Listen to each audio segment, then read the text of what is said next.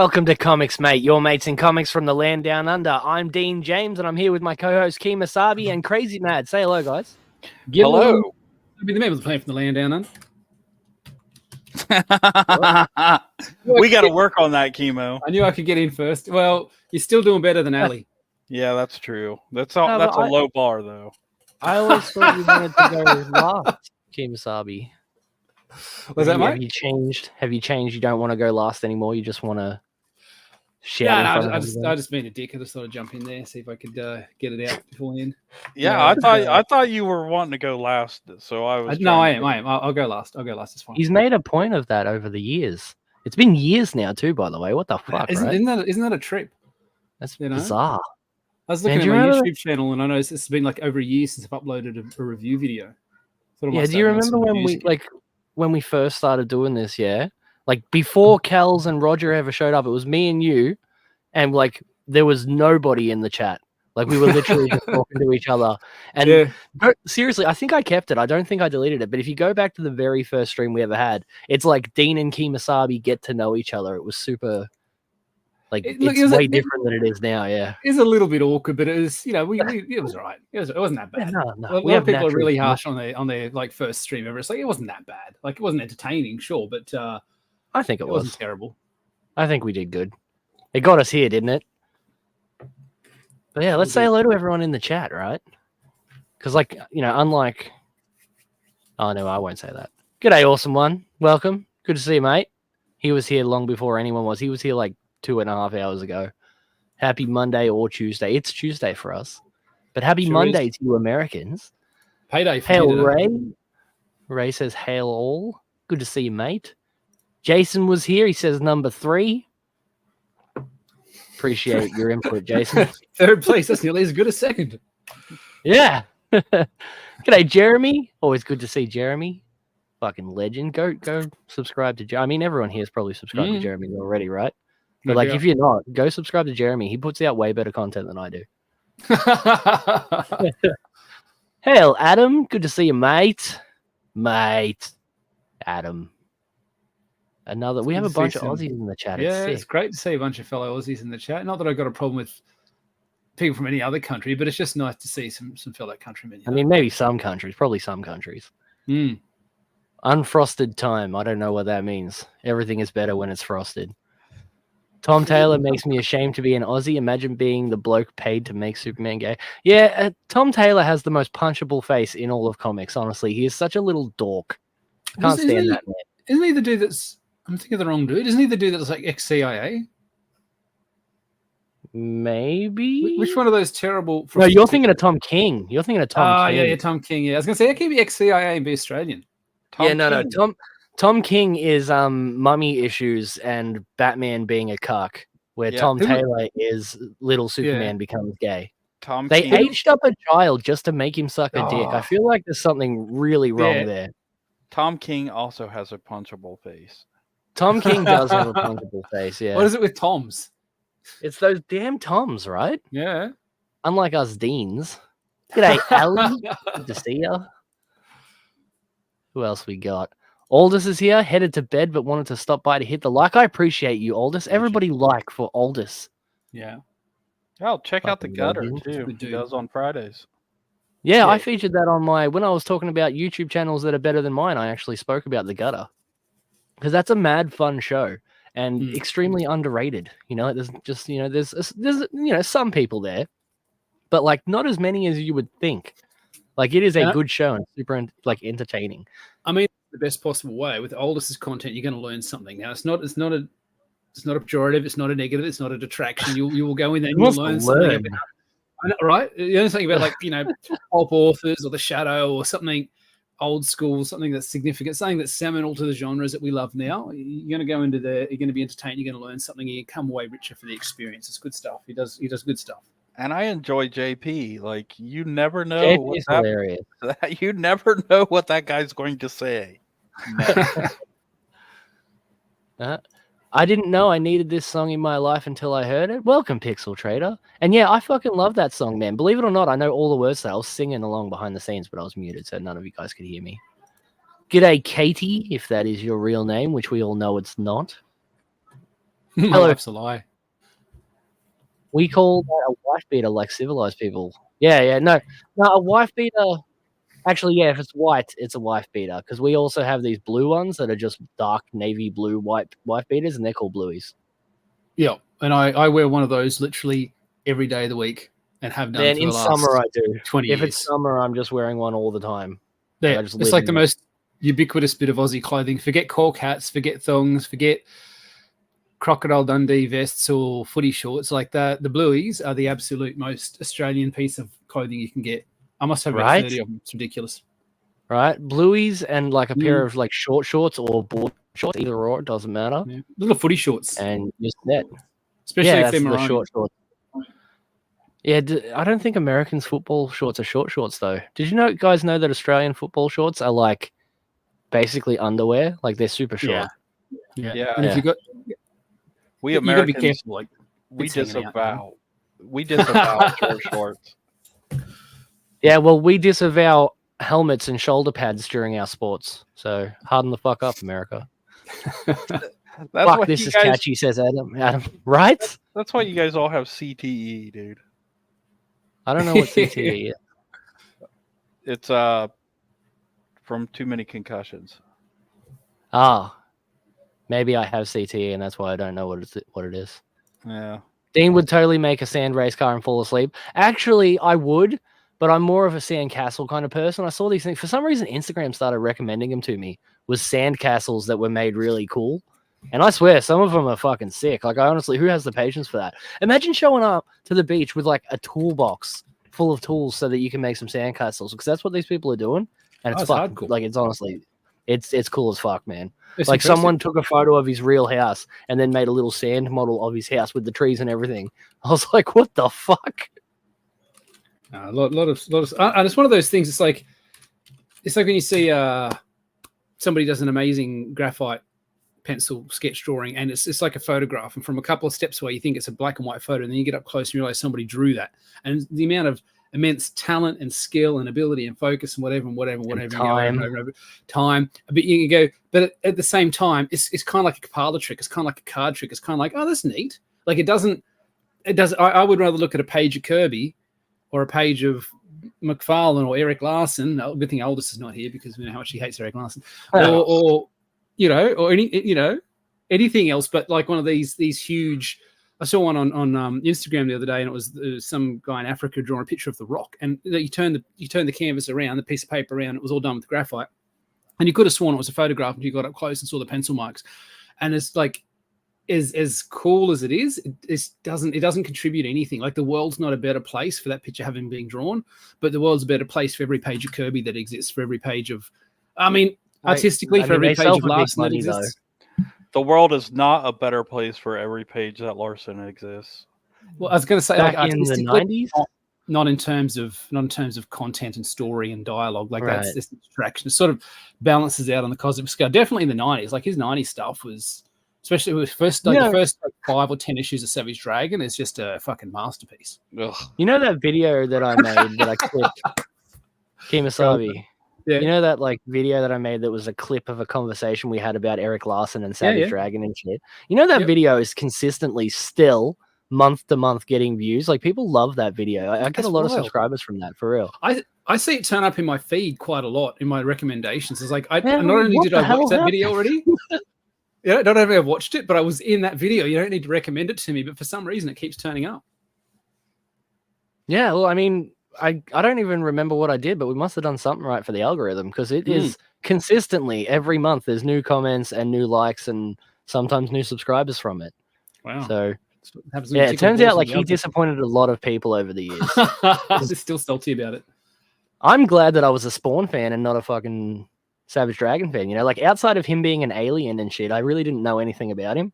And I learned it all from you. And then like I learned it from watching you, Dad. But yeah, Savage Dragon. Savage Dragon, like I would feel betrayed. Like if they did that to Spawn, I would be fucking shattered. So I'm glad it didn't happen to Spawn. Spawn was always my image go-to. But yeah, who else we got? We've got, did I say hello to Henry? Hello, Henry. Suzanne Eckstein, a like and a comment for the algorithm. Have a great stream. I appreciate you, Suzanne. It's nice that people bother stopping and say good day, even if they can't hang around. Like, I recognize that it's really late in parts of America and people can't necessarily spend an hour and a half sitting around listening to us talk shit. But the fact they could be bothered to go, oh, these guys are streaming, pop in, say good day, comment, hit the like button. No, I appreciate that. I appreciate the effort. Yeah. It's I mean, legends. It's more than the minimum, People go, it's a bare minimum. No, it's a lot more than the bare minimum. The bare minimum is like, the bare minimum is absolutely nothing. Yeah. Mo Biggs does it as well. Like, I won't watch replays. Like if I miss the live stream, that's it. But I get people commenting on the replays with like timestamps and responding to things we said in the live stream. I'm like, you fucking mad cunts. That's awesome. Yeah. I appreciate you guys. No, we've got a great bunch of people here. But yeah. Katie says, hey, Kimasabi, good to see you back. Right? Mm-hmm. Appreciate that. Trying to be consistent, trying to be here on time. Sort of works out. Tuesdays is good for me. To sort of stream week to week consistently, and then hopefully we can pick up another day somewhere along the week. Well, I'm streaming constantly. Like, I'm even doing. Yeah, you're a mad lad. I can't believe it. Yeah, every time I go to YouTube, there's like some recommendation, like ComicsMATE live, streaming. You got content. I mean, you're putting out videos and shit. I don't know if you're clipping stuff from bigger streams and stuff, or you just. No, I'm making videos like a dickhead. That's all. It's they it's so soul-draining. My kid was talking to me about my YouTube channel. He goes, why don't you make videos anymore, Dad? I said, because nobody watched them. It's hard to spend days and days on a fucking video and get like 132 views. It's like, and people say, oh, we want indie comics reviewed and stuff, but like, there's just not the audience there. You can put them on here.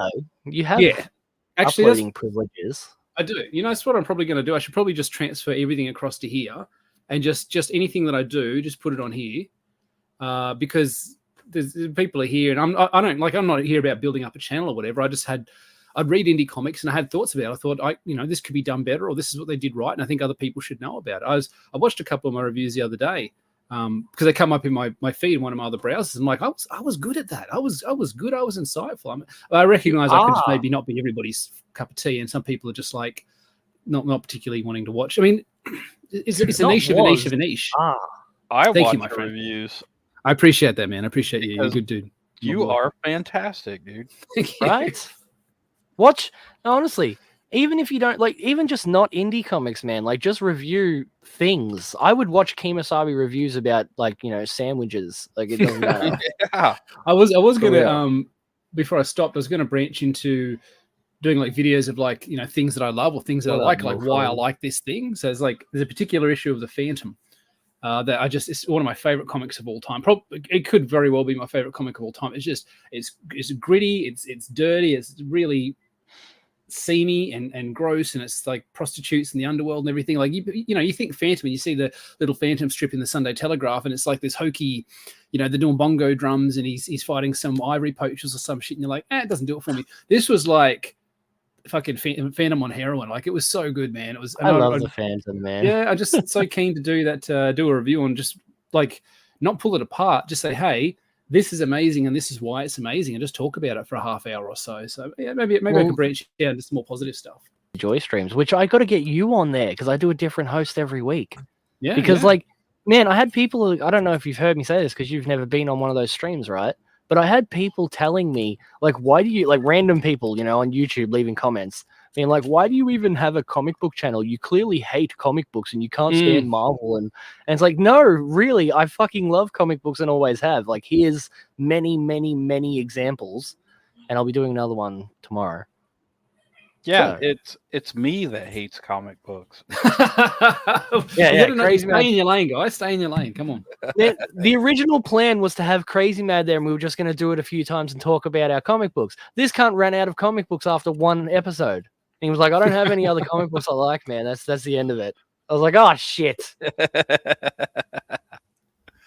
Well, I got yelled at for every comic book that I did bring out, too.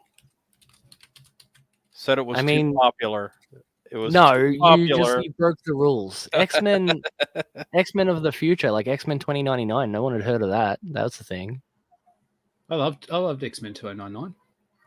I had never even heard of it, man. And Crazy Mad has it. Man, I'll read anything Ron Lim does artwork on. I mean, when I was a kid, I used to hate Ron Lim's artwork. I used to, he did. Look at that. Hey, that's ridiculous. My man, yes, better than porn. Literally a thing I'd never seen until Crazy Matt was like, "Oh, look, I've got the first issue of this." I do have the first issue, but this is the Omni. Yeah, I can tell by how fucking fat it is. Ridiculous. That's actually really cool. Oh, it's Spider-Man 2099. There's the one character everybody cares about. Look at the flat colors. I love the flat colors. I mean, that is so my jam. I love that. I love everything about that. That's beautiful. Thanks for showing me that. Let's put a big smile on my face. I do love comics, guys. I do love comics. Just certain ones. I have like favorite children, like favorite comics. Right. Awesome one says steak dinner. Fuck yeah. Kiwi Skirt. G'day, Kiwi. Like, subscribe, share, and become a member. Because I actually just finished a conversation with YouTube themselves, like just before I went live, which is why we were a few minutes late. So I'll be getting paid soon. Kiwi here. I love Kiwi. She's great. Yeah, I love Kiwi. Kiwi's awesome. You know what's funny? I didn't realize Kiwi Skirt meant that Kiwi was a girl. And so, like, for the first, I don't know, 3 weeks that I knew Kiwi, I was like, "What's up, bro?" Yeah. And then it turned out the same energy I have at work. I just call it mate.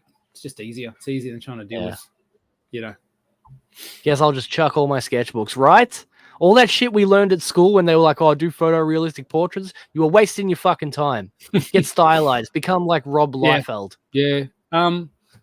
Donald Lay. Like that's the dude that every time I see him post, if he's not having horrible takes about food, or he's not posting about his bathroom habits. I don't know why he does that. I don't know why he thinks it's funny. But most of his posts on Twitter are about him looking at other people's styles and like dissecting it, saying, "Hey, here's a cool technique that I saw in this obscure French sci-fi Western comic that I'm gonna pick up and I'm gonna use in my own stuff." Like the dude's his stuff's super stylized. He's constantly pushing the envelope. He's constantly trying to he's a real artist. He really wants to just change and grow and adapt and take on anything that he thinks works. Like he's just open to everything. He doesn't tend to take side. He's not like super political about stuff as far as I can tell. He's just like, "Bro, I'm just here," and he's good. Like, he's a great artist. You know, and he's got a bunch of different styles. He has a book out right now. I can't remember what it's called though. Go support Don. He's just done character sketches for. I'm going to pull a blank. No, some guy's doing like a Streets of Rage Street Fighter type fighting comic, like a side scroller fighting comic. And Donald did the character sketches for it, and you can just tell it's him. So it's really, really stylized. I know the writer too because it's somebody. I think it's Quiet Red Letter Media or Quiet Media Comics. Quiet Red. Yeah, Quiet Red, yeah. I think it's his project. So it looks fantastic. If you've got Donald's art on that and his writing, I've edited some of his stuff before, and he knows what he's doing. So I said to him, like, that's the day one back for me, man. Like you go live on that on Kickstarter or Indiegogo, and that's. If you've got a digital tier, I'm in. G'day, Matt. My little brother is here in the chat. He'll leave in a second. He literally shows up and just like puts it on in the background and then fucks off. Like he just leaves it on the TV and just does whatever else. So Jaeger bomb. He's probably not even here right now. Like, g'day, Matt, but you can't hear us anymore. I mean, at least he turns up. You know, I've been trying to get my wife to watch one of these streams for years now. Right? We had Mrs. Kimasabi show up in the chat one time, and she was Mrs. K, remember? Where are you, Mrs. K? We miss you. Oh, she's working. She's going to go for potentially go for this promotion. It's like an extra 40K a year, man. Like, I don't know. Oh, fuck. Well, it's just like, it's going to be a lot of me handling stuff at home so she can do that. But I mean, that's for us, that's game-changing money right now. Like that is that's the life though, remember? Like that's how we get more company men quicker. Oh, that's on fucking limbo right now. I've got all the art for it and I can't even afford to get the colors done. I got the whole art for the entire second book done and it's just sitting on my hard drive and I don't know. It's just finally get to sit down with a beer. Lunar day. I think he meant long ass day, but yeah. Enjoy that beer, mate. Enjoy that beer. Yeah, long. Yeah, look, it could be a loony day. Eric Larson holds his pencil like he has a head injury. Yeah, probably. If you've seen it, it's like, you know, if somebody was holding a dagger to stab somebody, he holds it like that, really? like a caveman, like it's sticking at the bottom of his hand. Yeah, that's like Eric Larson definitely has head injuries. Yeah, evergreen content is where the growth's at. Yeah, that's true.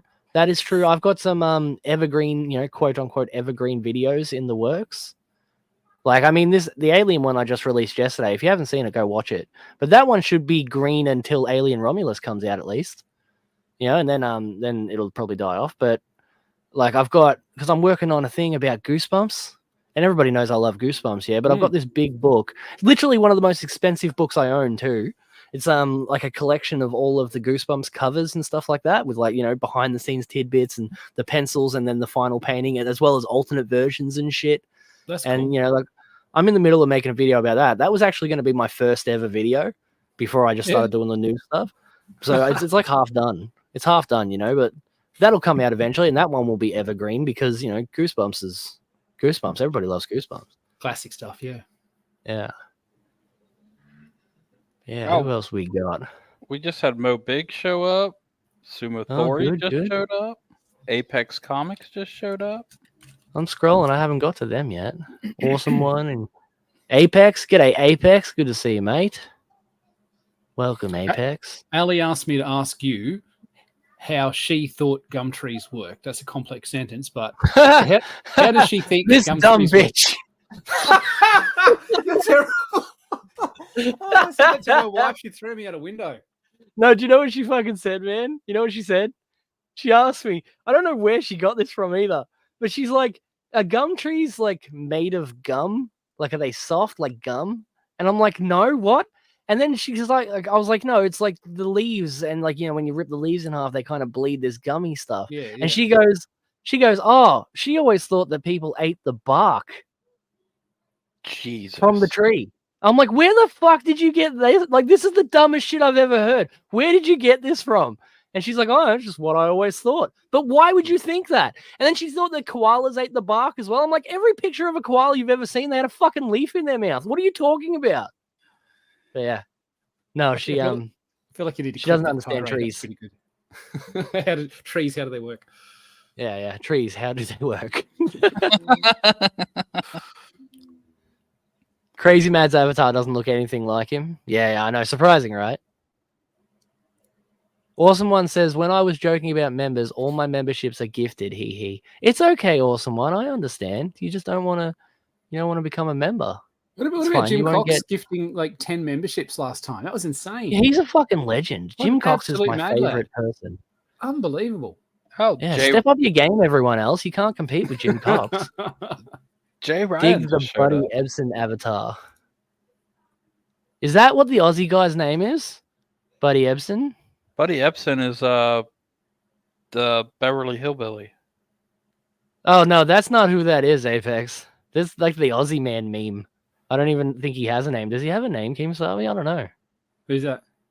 Your meme, your fucking profile picture, the Aussie man meme. It's sometimes called Aussie shit talker. If you wanted to look for it online and find memes to do with it, I've always just typed Aussie man, and that's where it pops up. Yeah, Aussie shit talker or Aussie shit poster. Usually, I think I started on 4chan. But Ali's saying that because my avatar doesn't look like me, I should get one that looks more like me. No. Keemstarby's icon is more iconic than his face. It's true. I think people probably forgot what I look like. Hell no. Good to see you, mate. I mean, appreciate you joining us. You've been on the channel many times with your face, though. It is a pretty face, but it's no Aussie man meme.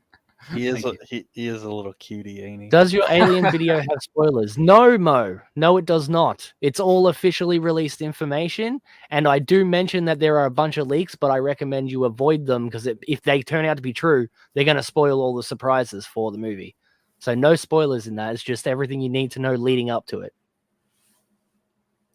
Dean, your response to my calculator had me snickering all day. Ha! Yeah, no, I didn't. Like, you're like, tell me what this is, and I'm like, I don't know what this. Like, I'm looking. I wasn't even joking, man. I looked at it. I'm like, I don't know what I'm supposed to. Like, it looks fine, I guess, but I don't know. Like, appreciate you, Pixel. That's from Michael's stream on Monday. His Monday Night Madness stream. I was in the chat there. When does Bancroft? I haven't watched streams for like 6 months, if not Bancroft. maybe a He year. streams all the time. Yeah. Just randomly all the time, yeah. But earlier, like lunchtime and stuff. Does he still do like launch streams and stuff? Yeah. He does all the same stuff he's always done. So he's still like, because for a while there, before I left, he was like, that was the place to launch. Would be Bancroft's. Still probably is. Yeah, okay. Like we're going to be launching, even though I've got a bunch of subscribers now, we're going to be launching the Embrace 2 on Bancrofts, and then we'll be coming here for like an after party sort of thing. Where's where you at with that? Like where you at with Embrace 2? What's happening with it?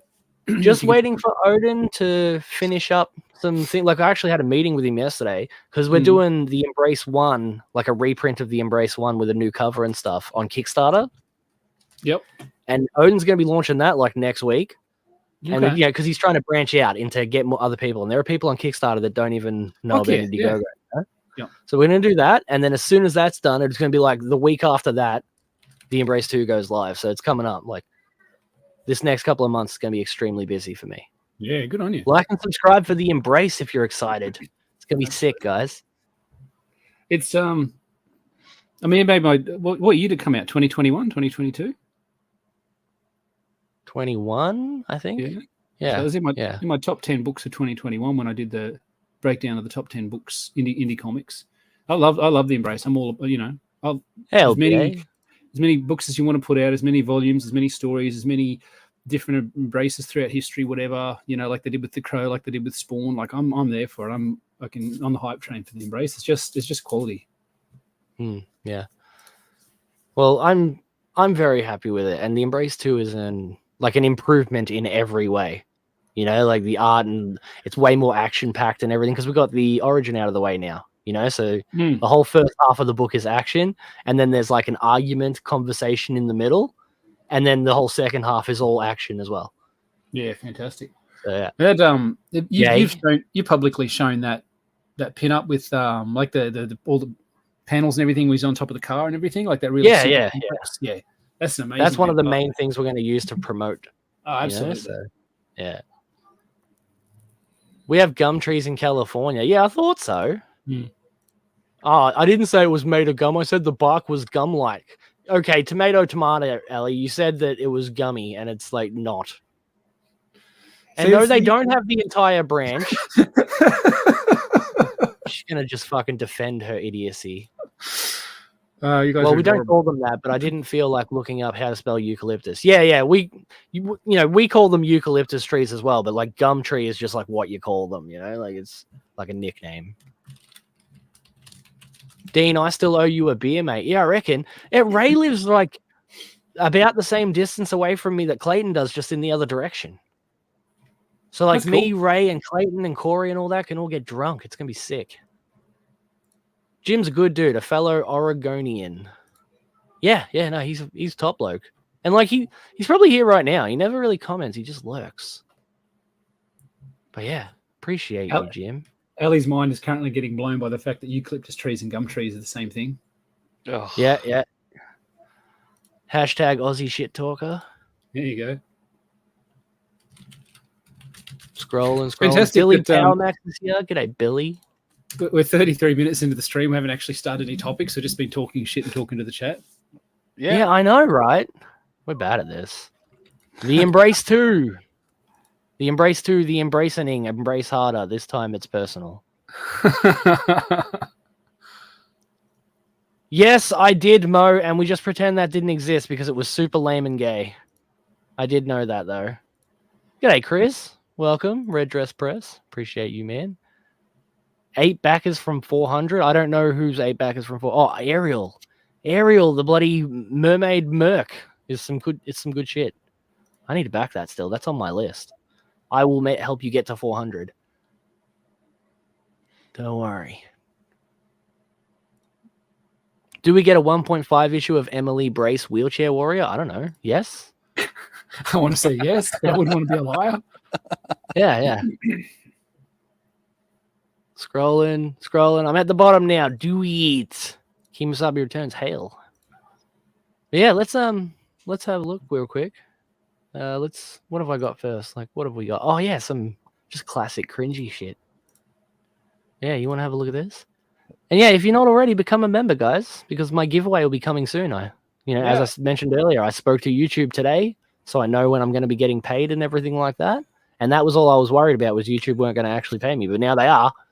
So it's all sorted. Become a member so you become in the draw for Dean's big box chock full of cocks. Also, become a member for Classic Cringe. Classic cringe, yeah. Anyway, you guys want to see what this shit is? This is what Harvard's up to lately. Oh. Yeah, make us proud, right? I'm already cringing. This is. I disavow Harvard already. Yeah, well, these guys, like, when you get older and you're going to need surgery and stuff, yeah, these are going to be your doctors, man. Because this is the Harvard medical, like, specifically the medical. So let's play it. Looking at my notes, but my knowledge ain't fleeting. Space repetition, give me something to believe in. Pass all my tests, but I just skim the reading. In the food chain, we're the ones that eat it. Harvard Med ain't no bottom feeder. MD stands for my demeanor. Ask permission before I ever greet you. Does it radiate? Does it come with strain? Scale 1 to 10, can you rate the pain? When I knock the door, you ask who is it? You can check my coat, it'll spell my name. Yeah. Ah. Yeah, you're messing with some Harvard MDs. Found my best friends for life from this Harvard MD. Giving everything we got for this Harvard MD. Now from the top, make it drop, come get your Harvard MD. You got your offer, now say yes to this Harvard MD. We're talking doc. That's a Too many Harvard female MD. doctors. You deserve the spot you got, future Harvard MD. A bunch of nurses. There's some dogs in this house. There's some dogs in this house. There's some dogs in. Looking at my notes, but my knowledge ain't fleeting. Space repetition, give me something to believe I mean, in. I would like to find the entire thing, but I don't think we can. This is like Danny raps better than this. He does. Fuck Danny. I just want to say the same thing this that I said when we was at interpretive dance to fight back against people ending lockdowns or whatever it was, or people going back to work. Like, this had to go through multiple levels of quality control. I know it doesn't seem like it to us, but somebody, Ali raps better than this. Somebody saw this and said, "Yeah, this is." I mean, somebody had to put the subtitles down the bottom. Somebody had to edit this. Yeah, they put effort in it. They edited all these clips together. You know. And so this passed through multiple quality control checks and somehow still got released. Nobody had the witherall to say, you know what, this actually isn't very good. This actually makes us look terrible. And it's not even self-aware. It'd be different if they were like, they knew they were doing it. They knew acting silly. If they're doing like, g'day, Bancroft, like being, like silly white people can't rap type stuff or whatever, like some angle. But there's not. This is just the sort of people this is going to appeal to is not the sort of people you want being doctors. Not the sort of people you want applying for Harvard. But then again, with the way they muck about with the test scores and everything, like, who knows? Well, the way I see it, if the last like 3 or 4 years have taught me anything, it's that doctors spend more time dancing on TikTok videos than they do actually doing their job. So doctoring. These guys are, they're prepared. They're ready to go. They're basically professionals now. Well, they're not even white girls rapping. Like the black girl. I think that's very Indian intentional. Girl. I think it was very intentional. Like, she's not white either. That last one, she's a bit mixed. I think it's very intentional. Yeah, It's like Becky with the good hair put her hand up, and they're like, "No, Becky, you cannot rap. You're not allowed. That's cultural appropriation." Yeah, no, we're a diverse young group of female doctors. Thank you very much. And we're all in masks to keep our identities safe, except for that one chick who just, she's feeling her oats. Yeah, she's shameless. Henry says it's ironic that they're doctors because I have AIDS now. There's no cure for that.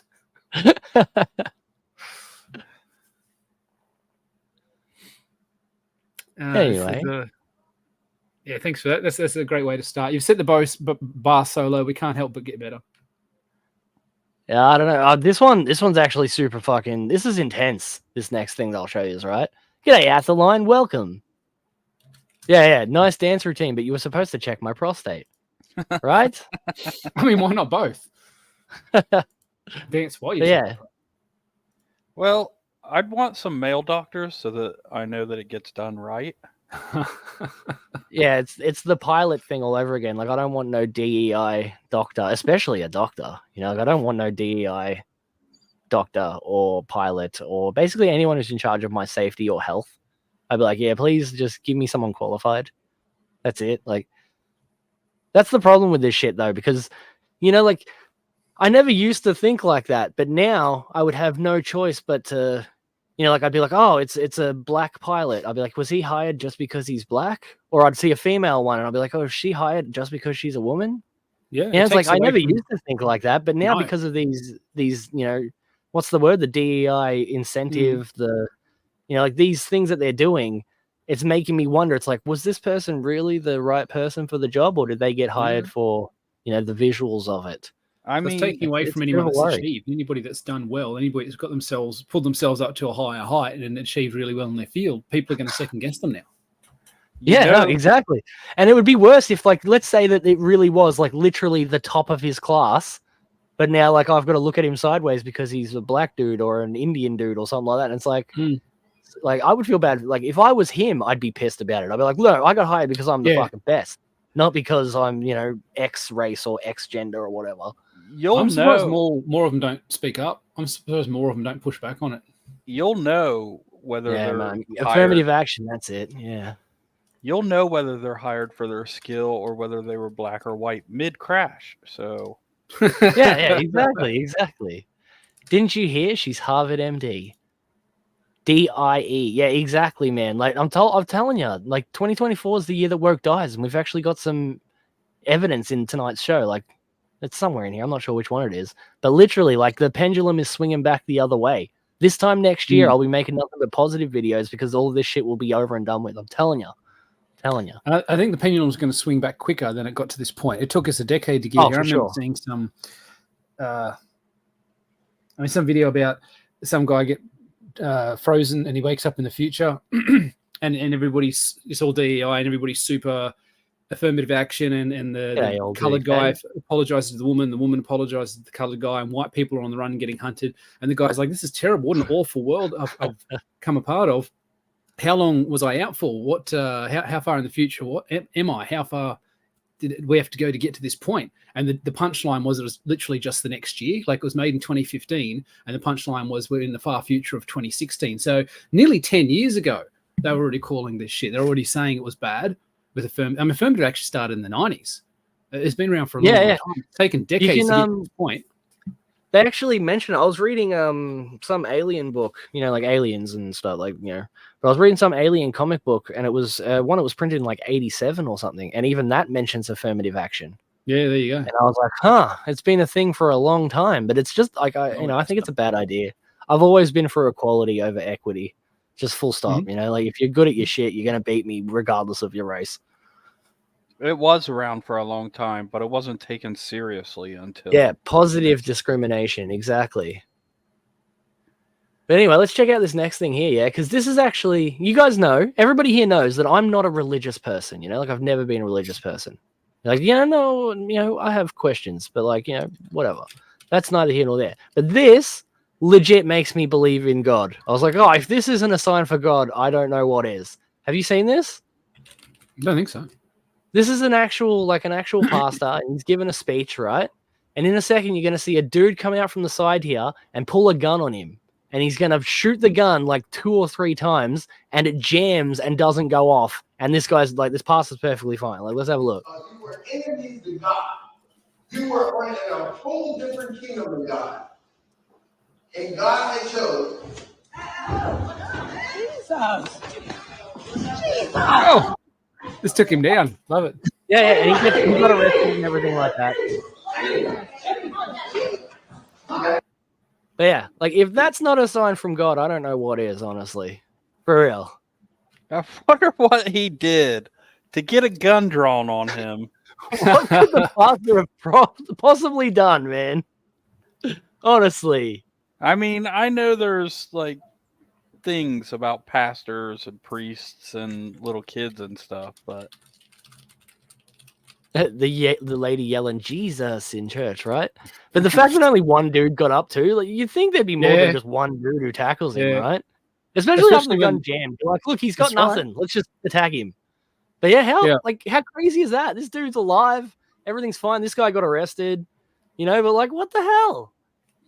I remember reading about if somebody was going to get hanged for a crime and the rope broke 3 times, or they tried to hang them 3 times, or the trapdoor didn't work 3 times, and this could not be true. I don't know. It's just something I read. They were pardoned for their crimes, and the idea was that like they tried to kill them 3 times, God saved them 3 times. Like, right, this guy is getting off free. He gets to walk. I mean, yeah, like technically he didn't have a weapon because his weapon was just like a plastic toy. You know, it's a real gun. But like it didn't fire, so it was, you know, nobody was in any real danger. It was all jammed up. But how's that, right? Like that's fucking crazy. Like this guy's whole life just flashed before his eyes. Don't gatekeep Mo Biggs' comment on this one. That's a pretty good one. You fucked my wife, my son. You left your family to get cigarettes 8 years ago. Ha! Right? I mean, there's a time limit on those sort of things. 8 years is plenty of time. 8 months is probably plenty of time. The Persian pastor here happened to have the attacker's knife jam and failed to unfold. You're kidding? Did that happen? Holy crap! See, look, that's crazy, man. That's crazy. Reminds me of that bit in The Simpsons. Oh, okay. Where He may have been boring, but isn't that a bit of an overreaction? Yeah, a little bit, right? You can Kuma. just leave the church. You don't have to listen to it if you don't like it. You don't have to pull a gun on the man. Akuma's screaming in the chat. That bit where Homer's house is on fire and then the fire reaches across and gets on Ned's house, and then Ned prays to God, and then a thundercloud turns up and rains on it and puts out the fire and then goes away again. Right? Hey, welcome, yeah, Ryan Cardinal. Oh, g'day, And- Ryan. Good to see you, mate. And Akuma. Welcome. Appreciate you, Ryan. Ryan's one of the only people to ever remix me into a song. Like, not the only. He's like one of two only people ever. So you have a special place in my heart, Ryan. But yeah, you guys, it's it's been an interesting day on Twitter and stuff today. Yeah, like you guys know I've been excited about the DC universe. I'm like the only person in the world that's like doesn't care about the Snyderverse going away. Like, I liked it, but like I'm excited for like some brighter, colorful, more positive movies. Yep. Anyway, did you see that Superman's costume has been revealed? Yeah. In like what? It actually might be fake. Honestly, it's being reported everywhere as if it's real, but James Gunn himself has not posted this at all. So I'm expecting in a couple of days he's going to turn around and be like, oh, no, it's fake, guys. All right. And the picture itself is very clearly like AI enhanced and like Photoshop and stuff. Like, it's not a very good photo. But let's have a look at this here. The one I'm looking at says DC Official is the handle of the Twitter account. So maybe it is. Yeah, that's where I got the picture from. Yeah, like it's being reported everywhere as if it's real. Like IGN and everything are all reporting on it like it's real. Yeah, we saw that. He's an absolute joke, Michael. He's trying to ban memes of himself, and all he's done is like Barbara Streisand affect it. Yeah. And so now there's just more memes of him than ever. As an Aussie, the best thing he could have done is just lean into it. Even show a couple of memes off, have a laugh, and people be like, "Oh, he's not a bad." Like Bob Hawke's entire career rested on that one time that he pounded down that beer. Like he smashed down the pint. Everyone's like, "Nah, Hawke, he's a good." Like that was it. He didn't have to. Didn't matter what his policies were. Didn't matter who he stood for. Doesn't matter what political party. I'd have a beer with him. Yeah. He smashed down a pint, and he was a dead set legend for the rest of his days. But yeah, our Prime Minister right now, Albo, he's just an absolute tosspot. Honestly, I can't believe anyone. I didn't vote for him. Nobody voted for him.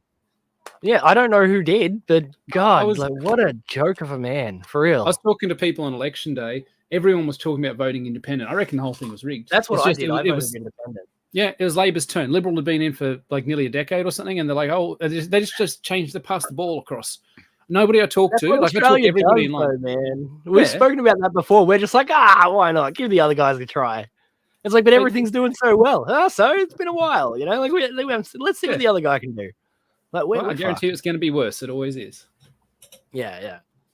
But yeah, I honestly, this dude, like, he is our Prime Minister right now, Albo, like Albanese, is just an absolute drop kick. That's a fuckwit. Drop. Back to Superman.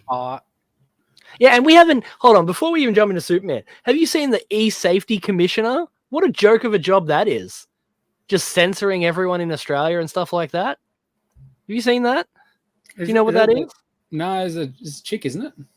It's some chick who works for our government and our taxes are paying for her. And she simply, her whole job is to censor the internet for Australians. So like they tried to get when that pastor dude got stabbed and like the video was going everywhere, they tried to get it removed and they tried to get it blocked in Australia. And then they told Twitter to take it down. And now Elon Musk is suing the Australian government because of it.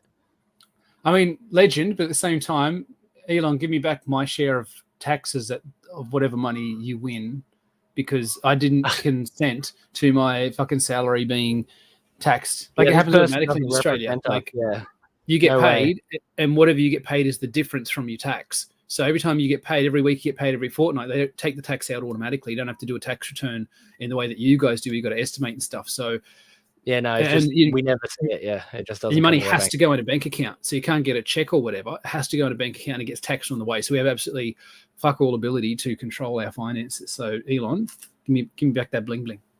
Yeah, right. I'd appreciate, because, like, honestly, not once in my entire life have I ever thought, I need an e-safety commissioner. I wish I hadn't seen. I mean, there's things on the internet that I wish I hadn't seen, but, like, not to the point where I was like, oh, I wish this was just inaccessible to Australia. You know, like this, they've been doing it in video games for years. There's things in video games that the Australian version is all censored, but you buy like the US version and it's not.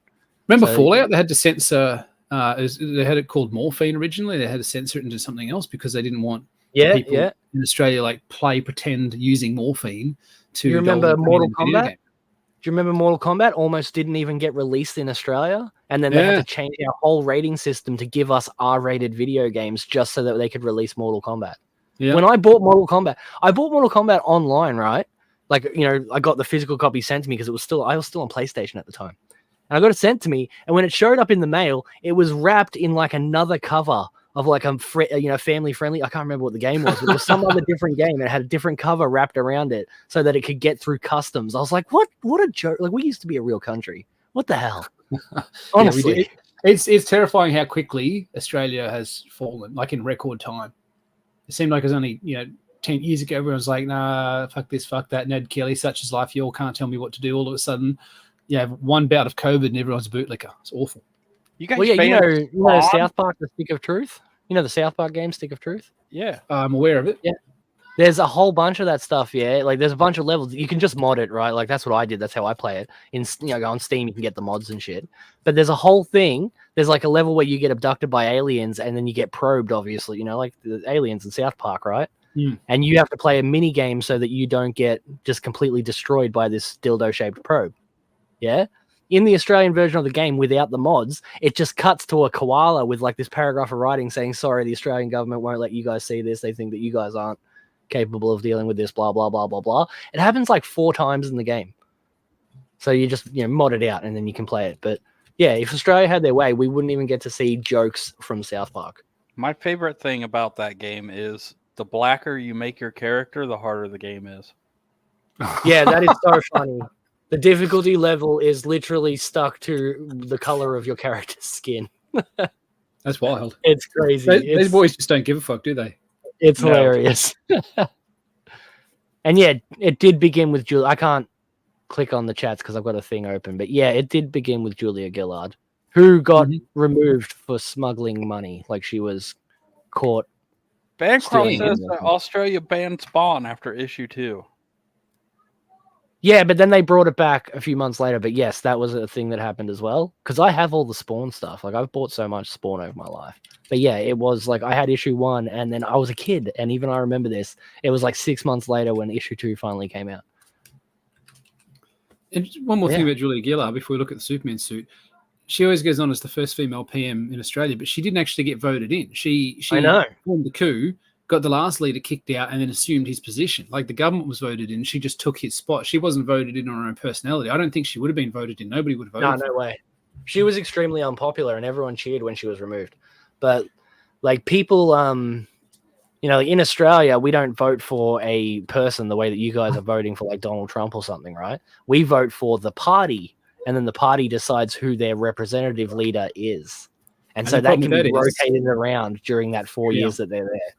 It's a mess. It's a mess. If somebody, like, remember Tony Abbott ate that onion, and that was the end of his political career. Like, he's a bit of a weird dude. He's at this onion. He's at like this onion factory or something, or some factory with produce, and he just takes a bite of a raw onion, just being a larrikin, just being like, oh yeah, picks it up and eats it like it's an apple, just to be silly, and that was it. Yeah. He like 6 months later, he's voted out. He's no longer the PM. They replace him with somebody else. Like, his political career is just dead. Political vampires, man. That's why. It's so fickle. Yeah, it's ridiculous. But yeah, Superman. Tell me what you guys think of this, because I don't want to be that guy, but I fucking hate this. The longer I look at it, the worse it gets for me. It just looks like bad cosplay. It does look like bad cosplay. It looks too loose. Yeah, quality materials and stuff. Like, obviously, this is a $1,000 cosplay outfit, but it doesn't look good. The boots are wrong. The symbol's wrong. I can't really see what's going on with the belt. It looks wrong. It does look for wrong me, there, but you can, at least he's got the red underwear. That's nice. Yeah, and like But you don't need collar- the knee pad. I was going to say, yeah. So you got the knee pads, you got the shoulder lining, you've got all this lining to try and break up the flat surfaces. Again, Christopher Reeve didn't need any of that. He looked great just how he was. Hell, even Brandon Routh didn't need any of that. You know, like what the hell? I never understood why Henry Cavill's suit had so many textures on it. It always looked a bit like chainmail. It was a bit weird, a bit sort of. It did look chainmail, yeah. Make it look sparkly and diamond-like. But I've got to agree with you, mate. It's the collar that really ruins it. I think if somebody could Photoshop some more flesh, just like smudge tool his neck down. I can do that, man. That's literally my job. I can do that. I can remove this. Do that and see what that looks like. I reckon if you bring that down to, because Superman's shirt sort of stops where his collarbones are, so you can see. Yeah, it would go like to there. Yeah, It's a lot lower than a lot of other heroes have their necklines and that, which I think is probably a link back to his like strongman days where he had like the strongman type outfit based on that sort of thing from the the strongman, that sort of thing. So yeah, I mean the colors are bright. At least it's not. But yeah, I mean, the colors. I have no problem with the colors at all. And like, I mean, I'm not a fan of the Kingdom Come S, which is what that clearly is. Like by far one of my least favorite Superman design like logos. But it's, that's fine. I'm not angry about that or anything like that. It's just like, oh, great, you picked the one that I don't like. But the collar is straight up a deal breaker. I fucking hate it. And the collar, the whole top half of this suit makes me hate this costume. Yeah. You know, like, it reminds me of New 52 Superman, which is arguably the worst Superman design in history. Yeah. Yeah. It's right up there. Along with the new Krypton design, which is great, but it's not a great Superman design. Is it just me, or does the S look dirty and grungy? Like he just like... the whole top half of the suit is dirty. It's like he's already been in battle. But a lot of people are saying that too. Like, why is he putting on his boots when, like, you know, there's shit going on outside? And Superman, he would just, you know, in and out real quick. Like, we wouldn't see this. It looks like he's just taking his time. Like, he doesn't give a fuck, you know, like, whatever. Metropolis is being destroyed. It's fine. But all of this just, like, that's obviously just a cheap Photoshop job, you know? I could do better than that. Thank you, Henry Bemis. I really don't like this. I said this exact thing pre-stream. I said, it looks like he's wearing a denim jacket. It does, yeah. Is he Canadian? It does. It does look like it looks almost denim. You're right. Yeah, show a bit of skin suits. Exactly. Says the man who doesn't show nips. Exactly. These are all making great points here. But yeah, on it, like, I've made videos about, you can go back and watch from a couple months ago. I made videos about this because I am excited about this Superman movie. I want it to be great. But this is not what I wanted from a Superman costume at all. At all. And it's getting like ratioed all over Twitter too. People are making fun of it. They're, you know, making all kinds of comparisons. But especially if you put this next to, hold on, I'll open it in another tab because I sent it to myself. Right. But you put it next to the previous Superman costumes and it's a downgrade, even compared to the what's it called? Lois and the Clark, CW TV show. Yeah. It's just I reckon not that good. I reckon Dean Cain looked better than this. I reckon Dean Cain's Superman looked better than this. It looked like Superman. Yeah. Michael, look at this here. The downgrade is insane. Man, go back and forth between these. Man nips are fine, Michael Bancroft. I saw your pictures with Cameron. But yeah, like look at this, man. Yeah. Like it's a downgrade. Like you know, like add the trunks to that, and that would be perfect. But like, that is such a downgrade. It looks so budget compared to Henry Cavill's suit, and Cavill's suit's got the proper S shield, and it's and even shiny this and one, reflective. man. Yeah, I don't like it, but it looks more professional, more real. It looks from the low rent. CW. That's from the CW. That one. To be I used fair, to work with the guy who is. Sorry, you go on, mate. That's right. You go. To be fair, he is sitting down. This is not it's just like a hero pose or anything. Yeah, cool. I have a problem with that as well. Like, why is he taking his time and just chilling while all this shit's happening? He should be just zooming, you know, like through the phone booth and out. I mean, I know phone booths aren't a thing anymore, but still. No, what's you know, like we shouldn't ever see this. This isn't a thing that happens. You know, like he shouldn't be just putting his boots on while all this shit's happening behind him. That's not how it works. It's like thinking about, you know, how does Batman go to the bathroom when he's out and about during missions all night? Like that's like you don't need to worry about that sort of down to earth stuff. That's not fun. That's not what comics should be about. That is just what a downgrade. Honestly, what a downgrade. I found an interesting comment on Twitter. Somebody quote tweeted this this image that we're looking at. It's Immortal Rising comics. I know the name, but I can't say that I'm familiar with their content. Followed by heaps of people. Rising, I know Immortal Rising. He says, uh-oh, DC released Look at the Suit. Here come the despair merchants to remind you that everything sucks. Brace yourselves for the onslaught of rage bait clicks. And I get what he's saying, and there is, and we all often talk about no hate watching and stuff, but couldn't it just be also that this isn't very good?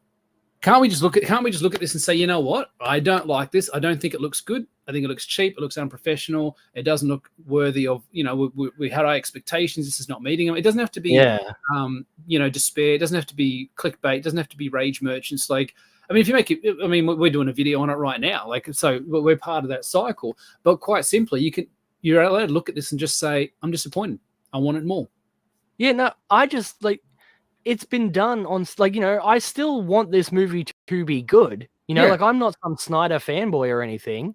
Like I saw a tweet someone was saying, the suit looks fine until you have the comic book fans showing up saying that it's crap. And it's like, so the suit looks fine until you have the people who know what it's supposed to look like saying it doesn't look right. We set the bar. But honestly, it's just like I wanted this to be great. I was really I still am. I'm gonna watch it. I'm excited about a good Superman movie that I've wanted. My problems with Man of Steel. I liked Man of Steel, but I had problems with it, and it didn't feel like Superman to me. Where I was hoping this would, but this costume is just bad. It's not. I really hope James Gunn comes out and says it's fake because if I could zoom in further, I'd show you. Yeah, but there's above his eyebrow and everything. His eyes are pointing in two different directions. And you can everyone knows that's not what the actor looks like, And then obviously the poor Photoshop in the background and things like that. People are hoping it's fake. But the fact that it's on a Twitter account that says DC official. Yeah, exactly. It's being shared by IGN and everyone. Official home of Batman, Superman, Wonder Woman, Green Lantern, The Flash, and the rest of the world's greatest heroes. 5.8 million followers. I mean, and it's got the little yellow tick next to it. How much more official does it get? Yeah. I like Mo's comment. He says, maybe they'll change his suit like they changed Sonic's character design, and Sonic will get a semi-watchable C+ movie that people will pretend was a masterpiece. I would be happy. I love that Sonic movie, man. That is fun. That is just dumb fun. That Sonic movie. Yeah. Yeah. What Henry's saying here: God forbid the people that kept these properties alive when they were in danger of dying have an opinion, right? Mm-hmm. Yep. G'day, Dave. Welcome. I personally never thought Gunn was the man for this job anyway. No, I think. Probably not. Superman. There are much worse choices than Gunn, though. I thought Peacemaker was garbage. Yeah, I don't like Peacemaker either. Yeah, I'll go back to the original one. I like the soundtrack. So, we can get a closer look at this. The only thing I can go, but look, one of his eyes is open and looking that way, and this one's closed or looking down. But people are pointing out problems with this picture that make it look like it's AI. So fingers crossed that it's just AI, honestly. But I have so many, I really don't want it to look like, I really don't want the collar on there. I really don't want it to look like this. I can't I want this movie to be great. This is the Superman movie I was hoping that we were always, dreaming of. And this just ain't it. This just ain't it, man. I don't want to be negative about it either because, everyone's like, oh, Snyder Bros, or you either hate Snyder or you love Snyder, or you love James Gunn or you hate James Gunn. And I'm like, I don't have any strong feelings about either of them. They're both fine. I just hate everybody. But I wanted this movie to be good. I really wanted this movie to be good. I hate both of them. Yeah. The crazy man's cutting out the middleman. Just hate everyone. But yeah, and how dare you? Peacemaker is a masterpiece. That is just factually incorrect, Pixel Trader. Yes. The only good thing about Peacemaker is the opening dance scene. Yeah, I think Bancroft might have a point there. Someone took a shot of the actor putting on his suit, or maybe even taking it off. But they AI'd the background and everything, and this is the first image we get to see. But it's the collar. It is the collar more than anything. If that went down to there, just below his neck, I would deal with the rest of it. I'd be fine. But that collar is just, ugh. Yeah, it's bad. Awful. If when he's standing up, he's jacked as well. When he's standing up, he's really broad-shouldered, V-shaped. As he leans back and he looks, if he's got the shape, Which he make the rest of does. it work. We've seen in other pictures that he Okay. definitely looks like Superman. Yeah, okay, cool. Because the way that he's leaning forward there and the way that makes the suit buckle and everything, it just looks cheap. It looks like, you remember John Wesley Shipp when he played the Flash in the 90s and he had that really thick, like velvet Flash outfit, which looked fantastic in some. Yeah, parts of it look fantastic because it was so ripped, like a superhero costume, but it was clearly like this big foam, Big Bird type outfit that he was wearing on his body. I get the same sort of vibe here. Like, this looks like it's a half-inch thick. It's like, well, how big is the dude inside of it, actually? He is actually quite, like, you know, I have no problem with the actor at all. I think he's a good choice for a much younger Superman. But this new 52 style, you know, like lines all over it, collar, like the Kingdom Come S, just him putting his boots on so nonchalantly. Like, I just don't like anything about this, honestly. Like, I really, really wish that this was not real. Like, I hope it's not real because I want this movie to be really good. To be fair, the color is just crap. The suit will not make the movie. Yeah, you're right. I had the same thought. Like, it's not going to make the break. You're not going to be like, you know, that was a 10 out of 10 movie, but fuck that collar. I'm just going to rate it a 1. Like, I didn't like Henry Cavill's outfit that much either. Like, there's elements of it I like, but overall, yeah, it definitely needed to be brighter and things. Yeah, it wasn't classic enough, and I didn't like how Brendan Routh's red was nearly brown. Like, the red of his costume was nearly brown. It was so muted and dull. That was Brendan Routh's problem. Yeah, it was just this dark brown leather. But yeah, I agree with everything you're saying. Right? Like, if I had my way, you know, it would basically be the Brandon Routh one with some brighter reds, and you would have like a mullet on Superman. Yeah, like, and it would be played by Henry Cavill. That was legit. That's my perfect Superman right there, like 90s Superman. He didn't land in Kansas. He landed in Alabama. Yeah, exactly, man. Do you remember Superman, like, right after or even before Death of Superman, and they made video games about him and everything, and he had the big mullet? Yeah, when he come back from the dead, because he'd been in the ground, like in a coma, dead, his hair had grown out, so he come back. That's with my that, Superman. with that mullet. Yeah, fantastic. That was my actual first introduction to Superman, because the first Superman comic I ever owned was Death of Superman. It was like, you know, part 3 or something, but, you know, that was the Superman that I first met, was that one. And I had the Super Nintendo video game when I was a little kid, played the shit out of that. And, like, you know, Superman with a mullet would rock, honestly. But the collar and everything is what the deal breaker is for me for this. And I'm not a fan of the Kingdom Come S. I'm a fan of Kingdom Come, the story, but not the logo design. Like, I really don't like the S. I really don't like it, man. Dean's Superman theme song would be the kid from Deliverance playing the banjo. I wouldn't mind that, honestly. But yeah, Pixel Trader says, prediction, he'll have a new suit that gets destroyed and he winds up breaking out his old indestructible suit that his ma sewed for him. I would be fine with something like that happening, honestly. Yeah. But yeah, especially if Dave's going to save everyone some disappointment. The movie's going to suck hard. Super negative, Dave. Why are you always super negative? I'm just going to wait to hear what you guys say about it. If I turn up and both of you guys are like, yeah, it's worth watching, I'll go watch it. Otherwise, I haven't watched a superhero movie. I haven't watched anything superhero Marvel DC based since the first Aquaman movie. I'm on hiatus. Mullet Superman is the man of Steel Yo Girl. Let me ask you, Chemo, are you going to watch Deadpool and Wolverine? Probably yeah. What do you mean probably not? Well, I don't have a babysitter. Oh, but I mean, yeah, fair enough. Okay. You and all your children. Yeah.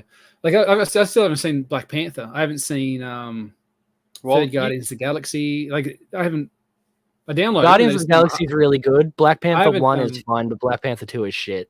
Is there a second one? Yeah. What? Yeah, there's the second Black Panther movie, and it's terrible because they made it after the actor died in real life, and so they did they tried to cash in on his death. It was actually disgusting of Disney. That sounds awful. For real. But yeah, this back to Superman. This does not fill me with confidence. You know, like this collar. Like, I'll forgive the crappy Photoshop in the background because, you know, could just be a slapped together image. But the suit, focusing just on the suit, that collar is garbage, and it's like really fat too. Like, I don't know if you can tell, but it's like a thick collar. Like, it sticks out off his neck, and it's quite wide. And like, I don't like it at all. I hate it. The longer I look at it, the more I don't like it. Like, the more I hate it. So Dean wants Yeah. bullets, and he wants to see the hickeys on the guy's neck. Yeah, Wakanda 2 was super racist. It really was. It was all like it was such a bad movie, honestly. Dude, everything that came out after Endgame has been Yeah, I agree. There's been like Total 3 garbage. good movies since. like Guardians all of the Spider-Man Galaxy movies. 3 was okay. Yeah, I like that. I like that movie. And I like Spider-Man No Way Home. And I'm sure there's one other if I think about it. Does that really count though? Because that's a Sony picture. It's in the MCU, so yes. But yeah, that was made by Sony and not Disney, so. I remember Bancroft saying that he liked Welcome, Shang-Chi. Volvo says the suit is unwashed ass. Yep, yeah, can't say I disagree. Yeah, Ant-Man was like absolutely terrible, Bancroft. Like that movie was just ugh. Yeah, Zendaya takes me out of everything she's in. Yeah, I hate the fact that they tried to turn her into MJ. She's like, oh, my friends call me MJ. Like, that's going to make it better, you fucking douchebag directors. Yeah. But yeah, Ant-Man was absolutely trash. Like, that was probably the worst one, honestly. And the Marvels was crap. Oh, the Marvels. Allie's like, I liked Logan. Logan's an old movie, Allie. It came out in like 2018 or something like that. That doesn't count. That's been out for a while now. Logan was good, but it's not MCU either. I must have watched the first 2 Guardians of the Galaxy 10 times each. Same. Yeah. The first 2. Like, I think the third one's better than the second one, but it's nowhere near as good as the first one. I agree 100% with that. Yeah, I really like the villain in Guardians of the Galaxy 3. He was like, he's a psycho. That actor is great, and you really hate him. Like, you're real happy at the end when he gets his face like clawed up. It's good stuff. But yeah, let's move on to the next thing. Yeah, this actually leads into what I was saying a second ago, how I think that could just be some slapped together image of Superman. Because look at this. This is actually amazing. This is wild. Yeah. Have you seen this? Yeah. Crazy Matt, have you seen this? No, I don't even know what this is. This is a comparison, yeah. These people did this on their own too. This isn't a budget. This is just like, film school students, I guess. But the green screen and then what they show in the final product. Watch this. It's actually amazing.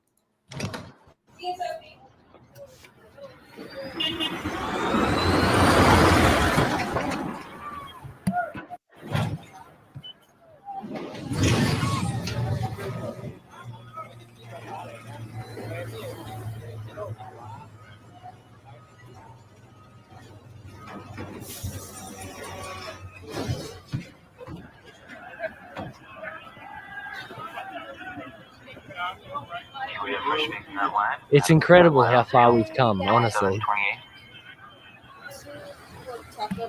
I mean, it's still a bit of not uncanny valley, but sort of like you can sort of tell that it's not real. But gee, it's close. Yeah, this is super low budget though, man. This is just like a group of teenagers. Right. And if I wasn't seeing the comparison, I might not even realize it. I might think, wow, that's a complex set. I wonder how much of that is real.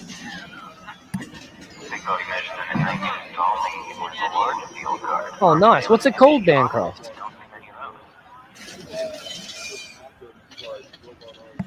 I want to see more of this sort of stuff. Like, not the green screen so much, but like the Blade Runner type. Those really like sci-fi dystopia sort of thing. Yeah, really, really junky cyber tech, cyberpunk type stuff, where it's all very industrial. It's all very cramped in, and sort of some of the vibe that Elysium had, but that was sort of deserty and outdoors. I think it was set in Africa or something. But I love this. I'd like to see more. The Total Recall remake had a bit of this sort of vibe as well. Yeah, Total Recall. I like Total Recall, both the remake and the original. But I've yeah, seen that's the remake once. I should give it another look. That's actually amazing. Like I actually really like this. Ellie's in the chat saying poop because she's a actual purist. Prop purist. Yeah. But no, I think this is super impressive. Like this is the sort of thing I would have wanted to make. This is incredible for just kids at home. It's like 8-year-olds, 3D studio no. together. Imagine how triggered Allie would be if they did the Labyrinth 2, but it was all green screened. Yeah, well, I know for a fact that she never watched the Labyrinth TV show because they did CGI in that. And I'm like, that show's actually good, woman. I didn't even know they made a TV show of Labyrinth. Yeah. Yeah, it's like a Netflix series. It's not bad, man. It's not bad. Yeah, it's not bad, though. There's a couple of moments where you're like, oh, wow, that's CG and that didn't need to be. But generally, it's like, pretty good. Yeah, Unreal Engine is insane. The new, I think it's number 6 now, is just ridiculous. Because I actually saw a thing. Oh, yeah. I saw a thing where it was like, they were like, oh, yeah, Dark Crystal. You're right. I'm talking about Dark Crystal and Labyrinth. I knew there's a Dark Crystal show. I was going to say, if there's a Labyrinth show, I'd never heard of it. Yeah, well, yeah, my bad. That's my bad. But yeah, no, they're, like, I saw a thing where they were, like, it was, it was a scene with, like, a car accident and all kinds of other stuff. Like, the car accident didn't happen. It was just, like, there was a burning car over there, and there was some people fighting here, and it was, like, going down the street, right? And they're like, tell us what's fake and what's real, and try and pick it out. I picked out 1 out of, like, 6 things. Yeah. And almost all of it, like, the car on fire was never even really there at all. And it was a demonstration of the new Unreal Engine. I think it's Unreal Engine 6. But it was like the new one. And I was like, holy shit, like it's impressive, man. It is really, really impressive. And you're going to get the point. People have been saying this for a while now. Like, you're not going to be able to tell what's real and what's not. Like, you're going to have to question literally everything you see. We're already at that point. It's just going to get worse. They're at the point where they can, they don't even need evidence. They'll just AI you into the security footage, and then you'll get done for some crime. That's well, and that's where they want it. They want it where they can have everybody over a barrel 24/7. If they don't have your biometrics or whatever, then they have your gate recognition, your gate signature, so they can tell it's you in a crowd by the way you walk. Yeah, exactly. Like, they won't even need your face. They'll just be like, oh, yep, that's your body language right there. I'm like, are you sure? I feel like I wouldn't trust that, honestly, that technology. Because I can fake limp or something, And then they do someone who actually has a limp, and they're like, that's you limping. It's like, no, it's me limping. Like, I saw the Punisher TV show where he put like a rock in his shoe or something to change the way that he walks, so it would I hate that, gate recognition. But yeah, this is... I find this as someone who likes, special effects and the way they do animation in movies and things like that, I find this super impressive. And I would like to see more of it done well in, like, actual movies instead of the shitty CGI that we get these days. Is It Cake is a show, Chemo, where they show you these two things. Yeah. One of them is real and one of them is a cake, and you can't really tell until they cut into it with a knife. It'd be like 2 chainsaws next to each other. One of them's a chainsaw and one of them is a cake. For real, man. Like, you laugh, but that's actually what the show is. I've seen that show. I don't doubt it. I mean, with a world that creates shows like My 300-Pound Life or 600-Pound Life or whatever it is, or Pregnant Teens, or the bar is very, very low. I didn't know I was pregnant. Anyway, speaking of low bar and the state of Hollywood, do you guys remember months, like, I mean, maybe more than a year ago at this point, I was talking about how they were making a Chucky TV show, and I was really excited about it. And then I watched the first season and it was fine, I guess. Do you remember that? I think I know what you're going to be showing us. I think I saw this on Twitter. Well, Chucky's up to season 3 at this point, right? In season 2, they introduced Glenn and Glenda, and this was where I dropped out because Glenn and Glenda, Glenn's transgender, and so it's 2 Glendas, and they're both in a polyamorous relationship with this dude from high school. Like, they're really going hard on all the weird woke shit, right? Yeah. But anyway, this is what's happening in the newest episodes, and it is terrible. This is a kid too, by the way. Chucky has gay sex with this guy, and they don't play it off as a bad thing either. They play it off as like a beautiful moment between 2 people. But this is how far, like, it's gone from like serial killing, voodoo and shit like that to, Chucky went from voodoo and murder to getting plowed in the butt. How old is this kid? TV show, guys. That's like a 15-year-old. Oh, that's not inappropriate at all. Yeah, no, not at all. But yeah, he's banging Chucky now, and so not only are Glenn and Glenda in like a weird polyamorous relationship and transgender and bisexual and all of it all at once, but Chucky is now gay with this black teen. So, what are your thoughts, guys? Yeah, that's a serial killer. He's a full-grown man. Yeah, exactly. And he's with a child. But yeah, what do you think? I This just don't show know. is obviously dying in the ratings too. Like Yeah, nobody's watching. yeah. it, so. Well, this I think Zach did a whole video about how it's not get woke, go broke. It's go broke, and then in a desperate attempt to stay relevant, you go woke to try and gin up some attention and try and get some articles like this. You know, we're talking about it right now, so it worked. Well, I mean, I disagree with that because this show had fans in the first season and then lost them all in the second and third. Yeah, and that was they went woke and then went broke. But yeah, what are your thoughts? Sorry. The Mobius says Chucky is an old man in a 3-year-old's body. Fizz will be all over this. Yeah, exactly. That's who they're trying to target for their audience. Yeah. Well, it's a growing demographic, unfortunately, because I don't think it is, man. Stuff. And but I honestly, it's telling these people it's okay. It's okay to be this way. It's okay to feel and think these things, and it's not the condemnation it used to be. I don't think they are growing as much as they want you to believe, like as much as they would lead you to believe. Like I honestly think that it's turning people off more than people are enjoying it. You know, like there's that thing that we watched not long ago. Or I mean, I was probably going to put it up on one of these channels. Maybe I only saw it and I didn't show it here. But there was a bunch of school kids and they tried to play a Pride video for him and they all started booing and like walking out of the class. Legends. And it's like, yeah, that's what's happening. You know, like people are going from not caring to just being straight up annoyed by it all. Whether or not you even I know gay dudes in real life that hate the LGBT activism. Like they hate them. They'll say worse shit than I've ever said. Yeah. And they're actually gay. Because it's being pushed on them. We're being told how to think about it. Not like, hey, here's this thing, make up your own mind. It's like you have to think this way or else you're bad wrong.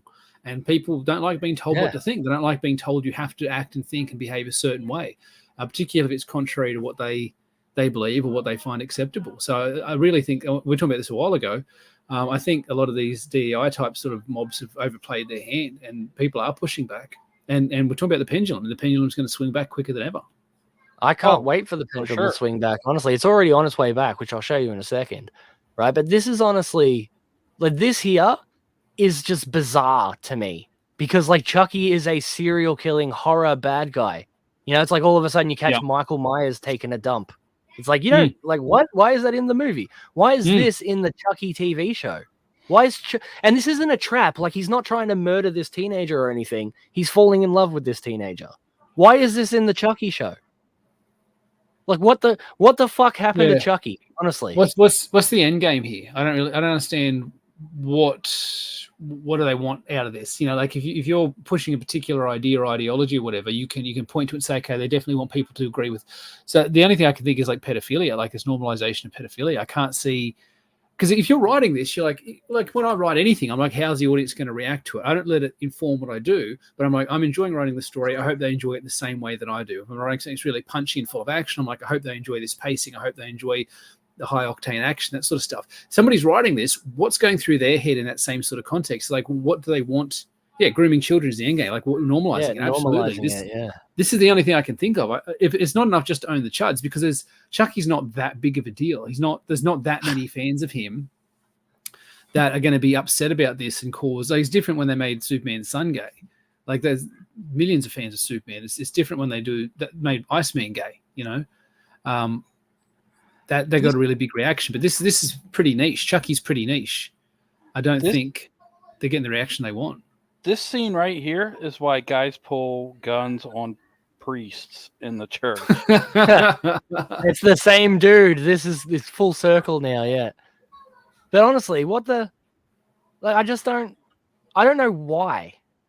You know, like I get that they're trying to normalize things and everything like that, but like why in Chucky? Why with a serial killing voodoo magic murderer?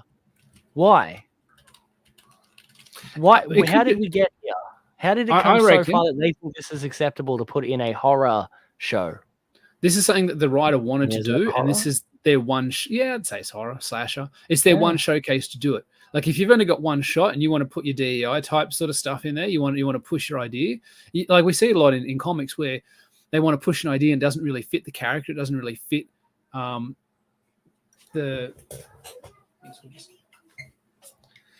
It doesn't fit any of it, man. No, like, it doesn't. Like it seems so strange and out of place. And the fact that I missed this whole season, you know, like I didn't watch season 3 at all. I dropped out after season 2 when I first saw Glenn and Glenda. I was like, what the fuck? You know, and then like, but then this was just, sense. It's like, wow, they've really just gone off the deep end here, haven't they? This seems so out of place. It seems so strange. And like, he's not even, as I said, he's not even trying to trick this kid into doing something, like he's not trying to murder him. He's not going to like pull a knife out in a second and stab him. No, like Chucky's falling in love with this black teenage kid. And like, why? How? Wait till this black teenage kid's father walks in on him. He'd be like, what the fuck? What are you talking about? This black teenage kid don't have a father. You know that crazy man. But yeah, Chucky, rest in peace, the Chucky TV show. Honestly, like the whole franchise is dead now. You're not coming back from that. Yeah, no fucking way. But yeah, anyway, let's have a look at that. Hold on, let me just close this fucking window. Let's have a look at that thing. The reason that I said that it's dying, like I've been saying for a while now, 2024 is the year that woke dies. This time next year, I'll be doing nothing but positive videos because all this shit will be behind us and not in the way that they want to be behind us. So let's have a look. Because this happened just like last night, yeah?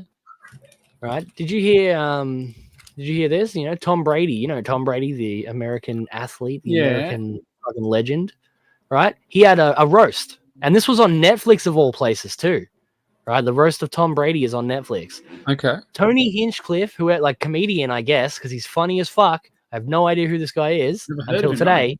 He has listen to the jokes. He had a podcast called Kill Tony, and he is a comedian, stand-up comedian. He's hilarious. Oh, nice. Well, yeah, after this, I think he's hilarious too, yeah? But let's have a listen to the way, like, his roasts during this roast, all right? Like, the jokes that he says, okay? And you tell me, because, like, 6 months ago, I don't think this would have been allowed. Yeah. But then right now, it's like the pendulum swinging back. Listen to this shit. Tom is afraid of the Giants, which is why Kevin Hart is hosting tonight. All night, he's been using the stool that Aaron Hernandez kicked out from under himself. Kevin is so small that when his ancestors picked cotton, they called it deadlifting. Tom Brady is a patriot, which is surprising considering he looks like a Confederate fag. Clearly, your ex-wife takes after you. I hear she's out there draining balls right now. People love you, Tom. You have the same fan base as Kyle Rittenhouse. Gronk, I'm happy you could take a break from writing Santa letters to be here today. I knew you were here when we were all out of chocolate milk backstage. You look like the final boss in George Floyd, the video game. Jeff is so Jewish, he only watches football for the coin toss. Nikki has such a bad eating disorder, the industry keeps shoving her down our throat. You might recognize her from podcast appearances, specials, and winning the Triple Crown at Churchill Downs. You might recognize Kevin as the jockey that rode her, and that's Churchill Downs, the racetrack, not to be confused with what Jeff Ross looks like when he smokes a cigar. Sam J, an obese African-American lesbian. So by having here, Netflix checked off a lot of boxes. Andrew Schultz, I'm glad you took a break from watching YouTube videos on you see what I'm saying, though? Black dudes correctly. Schultz's mom is a professional ballroom dancer, which means she's a stripper that talks too much. Bert Kreischer is a king. He looks like if the Tiger King and the Liver King only ate Burger King and had a liver that looked like Martin Luther King got beat up by Rodney King. And how about that was amazing. From the great Ron Burgundy, huh? A whale's vagina, which reminds me, Kim Kardashian's here. She's had a lot of black men celebrate in her end zone. Kim, word of advice, close your legs. You have more public beef than Kendrick and Drake. Thank you, Holy guys. shit. Thank you, Tom. Thank you, Jeff. Thank you, Netflix. Yeah, now this was on Netflix, right? And it's all everyone's been talking about on Twitter all day today. Do you see what I'm talking about? Like the pendulum swinging back. He went after race. He went after sex. Yeah. After like women and obesity and all like eating disorders, all of this shit just in a few minutes. Like his whole thing went for like 10 minutes, or something tops. Like that was just the highlights of it all. Skip through it all. But how fucking funny was that? That was insane. That was great. Yeah. Dude, well, those roasts Those roasts have taken a dive in recent years. Yeah, they would have. What'd you say? Those roasts have taken a dive in the last few years. If you go back to like the 50s and 60s and watch all the old roasts, man, they go fucking way harder. Oh, yeah, fucking earth they do. The original roasts were the worst roasts. But this is like... But this is new, which is what makes it so special. Yeah. Because, like, the last few roasts have all been shit. You know, they had people like fucking, what was her name? You know, the bisexual woman of color who had a TV show. She had a late night show and everything like that. What was her name? Can't fucking remember, but she sucked. And they had her on one of the roasts, and she bombed hard, and everyone was like, why did you invite this person that everybody hates? You know? And it's gone from that to 6 months later, we have this dude just roasting absolutely everything. You know? Yeah. There's been a lot of talk about how, you know, comedians, I mean, Jerry Seinfeld was only saying this the other day, but guys like Ryan Long and stuff, and they get up there, this really super inappropriate. Jimmy Carr's been doing it forever. Like 40% of Jimmy Carr's material is calling himself a pedophile. Like he just does not care. He does not give a fuck. He never has. And it's the last bastion of sort of free speech and entertainment, the ability to get up and say these things under the guise of, well, I'm a comedian. If I say something you don't like, take a hike, take a walk. It doesn't matter because it's my job. I'm doing my job. Lily Singh, that's her name, Mo. Yeah, Lily Singh, the bisexual woman of color. Yeah, she's not and funny. she's like the most least funny person I've ever seen in my entire life. I tried to laugh at anything she said, and I just can't. But yeah, and Joe Rogan also cussed out the Tea Mafia. What's all on the same thing? Trans. Oh, right. They had a who's who of comedians here. Yeah, they fucking killed it. I saw Bert Kreischer, I saw Tom Segura and Andrew Schultz and Tony Hinchcliffe and Joe Rogan's here. Funny. Andrew Schultz is funny. But see, he's like quick the too, pendulum's swinging back, man. That's all this means to me. Because this was on Netflix of all places. And we can only hope that as the pendulum swings back, it's going to take a long, long time before it swings back the other way. Like it's going to take a couple of generations before people go, well, let's do this again. Let's do DEI again. Let's do equity again. Let's do socialism again. Yeah, but hopefully that'll take a few generations and I'll be an old man. I won't care by that point. Yeah. Yeah. Like, I would like my future children to grow up in a world that isn't constantly shoving dicks down their throats. That'd be great. You know?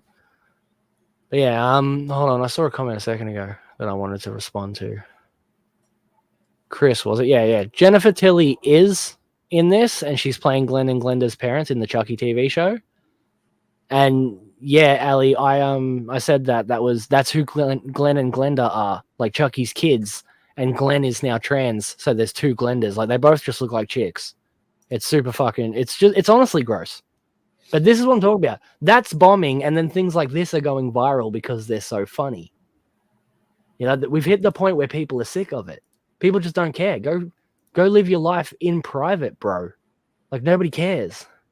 Yeah, and it is probably going to, like, it's going to do a lot of damage in its death throes, according to Henry, and like, it's not wrong. But like, you know, like any cornered animal, they're going to thrash for dear life and lash out and everything. But it doesn't work anymore. They can call us racist, they can call us homophobes, they can call us bigots or whatever. It doesn't matter. Nobody cares. Everybody's sick of it. Yeah, those words don't have any power anymore. They've got very little power left anymore. It's like when you're signing a ceasefire, a peace treaty in a war, and it goes into effect tomorrow. So the last 24 hours of fighting are the most vicious and rigorous because everybody's trying to get as much land as possible, make as much ground as possible, do as much damage to the other side as possible before they can't anymore. It's the same sort of thing with DEI. They're going to do as much damage as they can before they're on their way out. Yeah, probably. But they're done. Like, people are sick of it.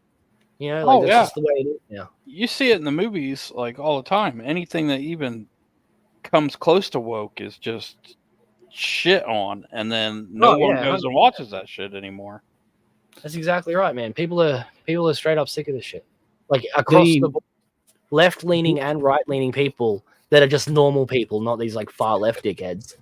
Dean, check the private chat for a link for somebody photoshopped that Superman costume and made it godly. Made it perfect. It's perfect. It's fucking perfect. It's wow. it's amazing. I can't even it's bad. Like, we just spent half an hour talking shit about it. You could spend half an hour saying how this is amazing. This is beautiful. That's infinitely better, man. That is infinitely like zoom right better. in. Look at the muscle. Look at the textures. The symbols right. The boots. They even got the boots right. Nobody gets the boots right. Nobody gets the boots right. That's true. Here we go. Like, let me. Now I can zoom in on it. Yeah, that is infinitely better. That is infinitely better, that's man. Perfect. For real. Oh yeah. If that was what it looked like, I'd be hyped. You know, I'd be like, yes, that's perfect. Yeah. Good job, guys. It even and look, they like, put a smile on his face. They even put a smile on his face. But he's got the low neckline. It looks like cloth. It doesn't look like denim or some sort of rubber or something. Yeah, that's beautiful. Yeah, that's what we all wanted it to be. Exactly. Yeah, yeah. And he has the curl in the original photo. He does have the curl. Like that little curl there is real. Like that's actually in the original photo. Yeah, see, like, even Akuma's like, that's my Superman. Exactly. That's what everyone wants. That's great. I don't know why I don't know why. I honestly don't know the colors too, like it's the proper color. It's like Superman's costume. It used to be a light blue. It didn't always used to be this really deep blue like they do now. Yeah. I mean, I think that comes with the movies trying to be more grounded, you know, as they call themselves. And yeah, like I prefer the bright colors as well, like honestly. Yeah. For Superman, like if it's Batman, I want dark colors, you know, but Superman everybody knows blue and gray Batman is best Batman. I don't know what you're talking about. If it's blue and gray Batman would be sick, but in a live action one, I think I like Ben Affleck's costume the best. The gray with like the black, like not from Justice League, from Batman versus Superman. It's the gray with the black. Why do you hurt me? Why do you try to hurt me, Dean? What? What's your problem? What do you want? What's the matter? Batman. The bat. We're talking about the bat suit itself. Yeah. The gray with the black is probably the best bat suit we've ever had. I don't know. I'm pretty partial to Michael Keaton's original. Yeah, I like that, but I don't like that he can't turn his head. It didn't bother me until somebody pointed it out. I'm like, I can't not see that now. You can't unsee it, man. And I've known since I was a little kid, so I've just it ruined it for me forever. I was gonna say the same thing as Pixel. I really liked Affleck's build as Batman. He really looked like, you know, Frank Miller's Dark Knight Returns Batman. It's absolutely just fucking hench, yoked, jacked Batman. Not shredded, but just big and solid. And when he hits someone, you look like it really would hurt. Yeah. Rabbit has a good point. He's like, the counterculture is picking up speed maybe too fast and we might be overcorrecting. I'm actually all for a bit of overcorrection. Because like I'd rather deal with a bunch of like crazy religious nuts and super conservative people than I would. Because that's like my normal state of being, is dealing with those people. You know, like, oh, Dean, you should straighten up and, you know, be right. What's your problem? Blah, blah, blah. Like, why can't you just be more mature? Instead of like this weird like trans cult thing that we have now, I would rather we overcorrect a little bit before we get back to the middle where we should be, honestly. I'd be worried that if we do overcorrect, that's going to cause give it 10 years and it'll cause the pendulum to swing back again too quickly. And we're going to be stuck in this back and forward, left and right dichotomy and just keep flipping between the two. Unless people, you know, if it happens within your lifetime, like you can look back and say, I remember when affirmative action wasn't a thing. I remember it sort of coming into being. I remember it sort of starting to become a thing and people talking about it. I remember straighten up and fly right, Dean. Yeah. Exactly. Yeah, no, but I agree with you. I agree. Like, you're both making good points. Like you and T-Bunny there. Like, I agree with everyone. It's something to be aware of.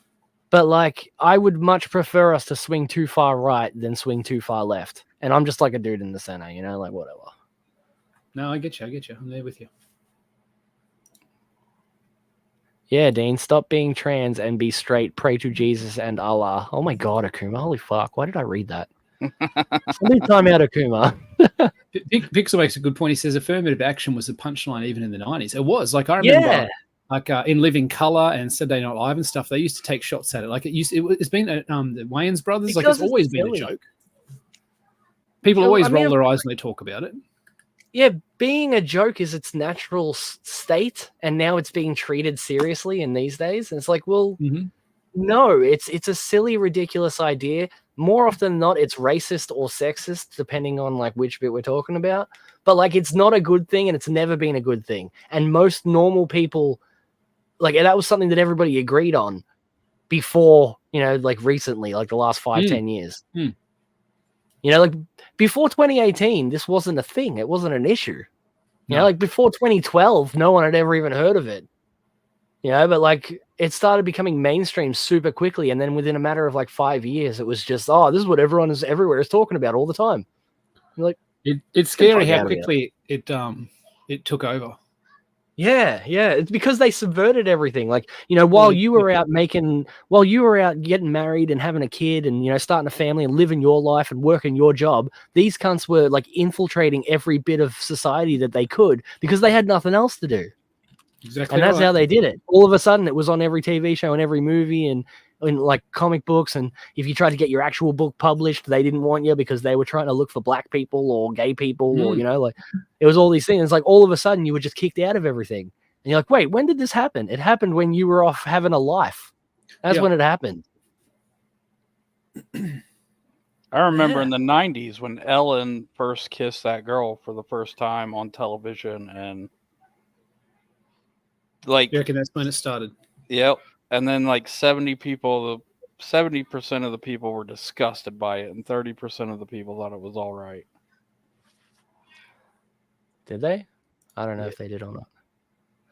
It was a huge movement at the time. Well, I was a child then, so you're gonna have to explain it to me. It was a big deal. Ellen had her own show called, I think it was just called Ellen. It was. I remember that show. I remember that show. Talk show. Yeah, it wasn't a talk show. It was like an actual sitcom, like a 30-minute sitcom. Right. And she kissed a girl on it, like because her character that was a big deal. Coming out as gay early. It was the first time they really did that. I remember Neighbours did it like 15 years later. By that time, it was passé. Everybody had done it. Huh. But that was the first time. I had no idea that. Like, I didn't know that was a thing, like I grew up in that world, so it was already like that by the time I got there. That's true. It was ground zero for a lot of that stuff. Yeah, like I grew up, my school, like looking back on it, my school and everything when I was a kid was extremely feminist. And like as a kid, I didn't even know what a feminist was because they deliberately didn't tell us that, and they led us to believe that that's what all adults thought. Mm-hmm. And I was shocked when I got into the real world and I found out that half the people are, half the adults in the real world, everyone at my job, they all hated the school teachers because the school teachers were a bunch of freaks. And I was like, I thought that because I was a kid and I was a bad kid. That's what they always told me. And they're like, no, that just means you're normal, bro. Oh, wow, like cool. I was in school during the Tumblr girl era. It was a whole thing, Akuma. Seriously. All of my high school girlfriends were emo chicks. It was sick. The peak human times. It's emo girls. And one of these days you're gonna have to break out of that whole emo girl thing, dude. No way. I want it to come back. I want it to come back. I want every chick everywhere to have that big puffy hair and like the big black. Like, let's go back to the 60s. Those hairstyles and shit. That's what I want. That's what I want out of my women. 60s girls and emo girls and like what else? At least like I'm not emo. Scene chicks. Yes, scene chicks were sick, Pixel. You girls, like you guys all know what I'm talking about. But yeah, anyway, before we close up the stream, because that's basically all we really have to talk about, I want to remind everyone, because I haven't talked about it at all this stream, which is very out of character for me, that I have a big box chock full of cocks coming soon. So you guys have to check this out, right? This is everything I've revealed so far, and then the question marks will be revealed over the coming weeks. But basically, we have a huge box for members only. So become a member, today or tomorrow. And you'll enter the draw, which I'll be giving out at the end of this month. And it's full of comic books and art and, Vegemite and Caramello Koalas, probably some Tim Tams there too, etc., etc. Like a bunch of Australian treats and a bunch of comic book treats that you guys will all love. So, yeah, if you want to get in on that, become a member, because this box is just getting more and more expensive. As you can see, I had to make a new one because I added another book in there. So it's gotta, we've got to make it, worth your while. If you're going to become a member, you're going to, get rewarded in a massive way. So this is it here. And so far we have at first it doesn't have a title on it, but that's Company Men, the hardcover edition. So that's the hardcover collector's edition of Company Men, written by Kim Sabi right there. We have Batman First Night, issue 1, Groken issue 1, The Complete 7 to Eternity, as well as question mark. One of those will be revealed tomorrow on the Comics We Actually Enjoy stream. But yeah, become a member, guys. Become a member today. And you may win this massive box full of some of the greatest comic books to ever exist. Like, I am making a point to put in, good stuff. There's no shit in here. Yeah, the best of the best, exactly. Most like 4 Riddler comics. No. No, it's not Riddler comics. The question marks will be removed, and then they will be unblurred, and you'll be able to see what they are. You know, as you can see, there's blurry images under there that are actually things. Which, if you look closely, you might be able to figure out a couple of them because some of them are pretty iconic. You'd be like, I know what that is. I can tell. Specifically, that second last one. That second last one is a very famous book that everybody knows about. But yeah, I'll be announcing another one tomorrow. Tomorrow on a live stream. Are there even 4 Riddler comics? Yeah, man. Get Batman 0 Year from the New 52 era. That's a Batman comic. No, I mean, you can get Riddler. Get Riddler. Does he have any self-titles, though? I don't know. Either way, let's stop sharing that. Become a member today if you're not already. And yeah, let's just listen to this great song before we go.